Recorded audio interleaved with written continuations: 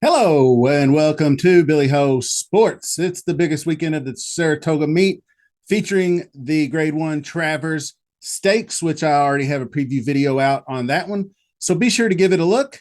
Well, today's going to be a special day. It's a sort of a triple feature presentation of sorts. We're going to be releasing 3 videos. So we're going to cover all the stakes races 9 through 12, actually, because we've already covered race 13, right? So we got 4 stakes races to cover. Then there's going to be a not late pick 5. I should correct myself there. It's a mandatory pick 5 payout, races 9 through 13, because races 10 through 14 is the late pick 5. So there's a difference. So be sure you make note of that. But this is a triple feature. So I'm going to do a video on races 9 and 10, and that would be the sword dancer and the ballerina. Then the next video would be 11 and 12, which is Forego and Alan Jerkins. And then the third video, obviously, is going to put a bow on everything and make us a pick 5 bet. So be on the lookout for all of those videos. And, as the sole proprietor of this channel, I do appreciate all the support you guys give me. Lots of great comments on the Travers videos. Great takes. Keep them coming. Look forward to it. Make sure you're subscribed and hit that like button, all that good stuff. And let's get this thing started. Hello, Billy Ho here. As the sole creator for this channel, I need you, the viewer, to help me grow. Just by subscribing to the channel and clicking that like button alone, you can help spread Billy Ho Sports to the racing community on YouTube.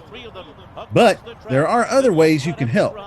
You can instantly share my content on social media directly to your chosen platform. Finally, there are ways you can contribute to the show's growth financially. I use cash apps such as Venmo and PayPal. You can check the description of my videos for the details there. Also, did you know there was a super thanks option on YouTube? Yeah, just click those 3 little dots at the bottom right hand of my videos, select thanks, use the sliding scale to choose a monetary value that you would like to contribute, and boom, there you go. Remember, your continued support means so much to me, so thank you for sharing in this journey, and have a great day. Okay, this is your pick 5 mandatory payout. We're going races 9 through 13.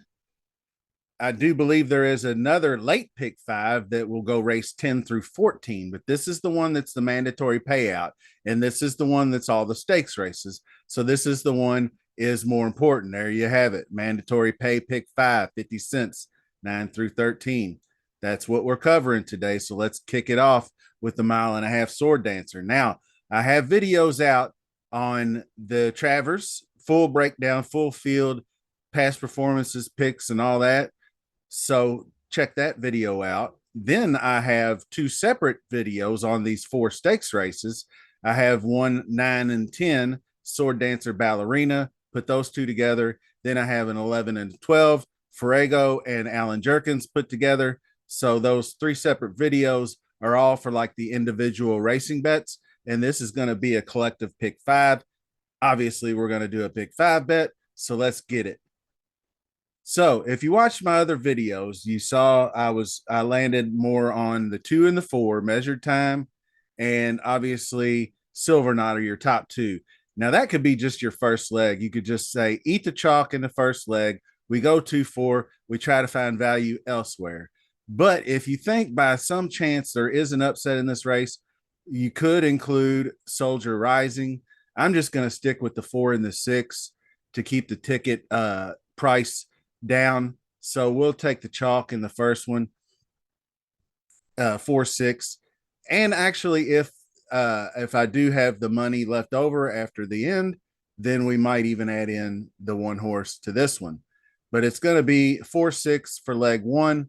race number 9 in the Sword Dancer, Silver Knot Measure Time. The two best by far, you can see by the prime power here, 78, 178, 177. And then the next one down is Farbridge, who is almost double digits. So that's when I start to take notice when it's 10 or more ahead in that range. So that's race number 9. Let's jump over to race number 10, Ballerina. And that's your 7 furlongs for your filly and mares, 3 years old and upward. And this one, obviously, if you wanted to, you could probably single Vava, the 3 horse in this one.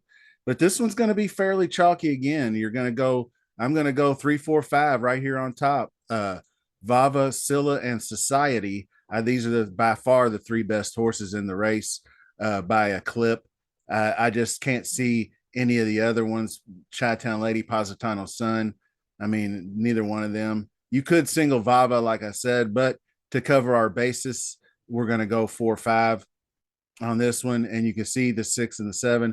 If there was an upset, I'm not 100% sure Money's Gold stays in. I think I might have read that it was cross-entered somewhere else, but we'll see. But my main picks in this one, 3, 4, 5, race 10. There you have it. Let's move on to race 12. Or race 11, I'm sorry, the Forego. And this is 7 furlongs, 4-year-olds and upward. And this one I spread my most deep because I think this is where we could hopefully get our value plays. So I've got written down here 1, 4, 6, 7, 8. And so obviously Gun Pilot, I think could bounce back after the True North.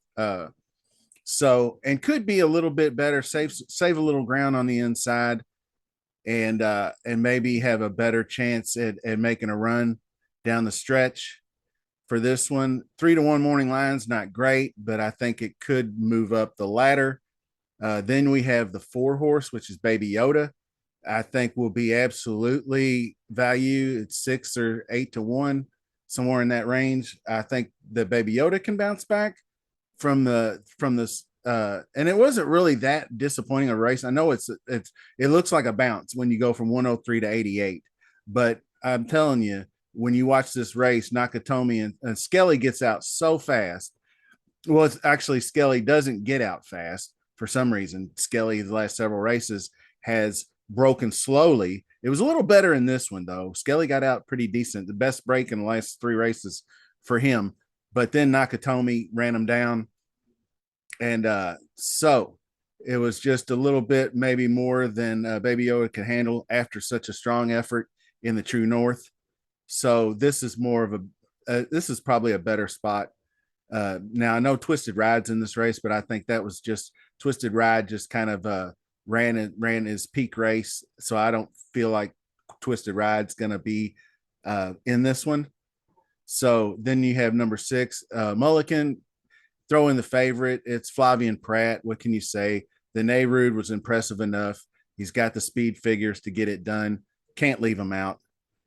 Angkor, the same. This is one I think maybe might finally fire.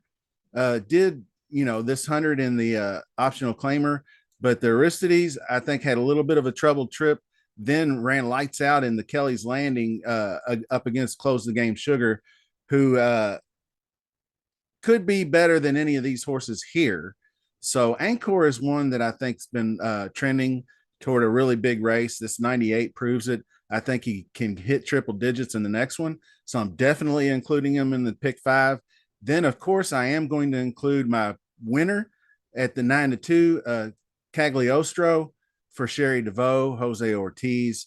I just think very impressive races, 100s, 98s, 104s, just really, really good across the board. And I think that 8 horse is going to get it done. But I went 5 deep on that one because this next race I'm pretty confident in, and it's the 7 furlong Alan Jerkins Memorial for 3-year-olds. And I'm all over Prince of Monaco in this one. Domestic product I've seen some love for, who I think is a good contender. But this race is going to look really impressive to a lot of people. but it was a 4-horse race and he didn't beat anybody, in my opinion. Hades and Belial are both pretty slow, in my opinion, compared to some of the other speed horses.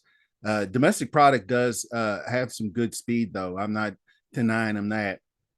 The 104 late pace shows you what he can do down the stretch.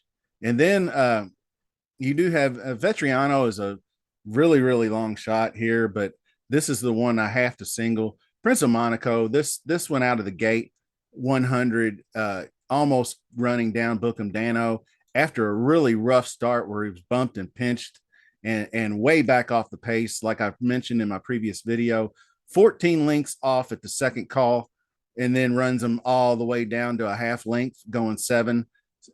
Same track, Saratoga, Woody Stevens.